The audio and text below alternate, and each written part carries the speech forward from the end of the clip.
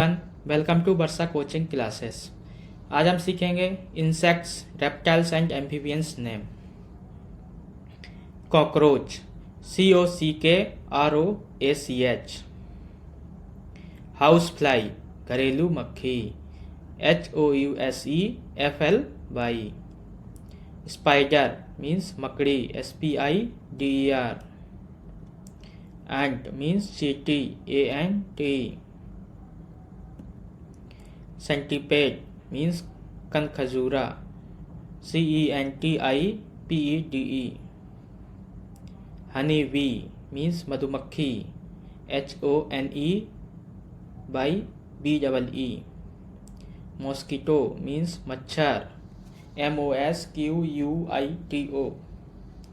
Bedbug means खटमल, BEDBUG। Grasshopper means टिड्डा, GRASSHOPPER। Lizard means छिपकली, LIZARD। Anaconda means anaconda, ANACONDA, एक सांप। लेडीबग मीन्स गुबरैला, LADYBUG। पाइथन मीन्स अजगर, PYTHON।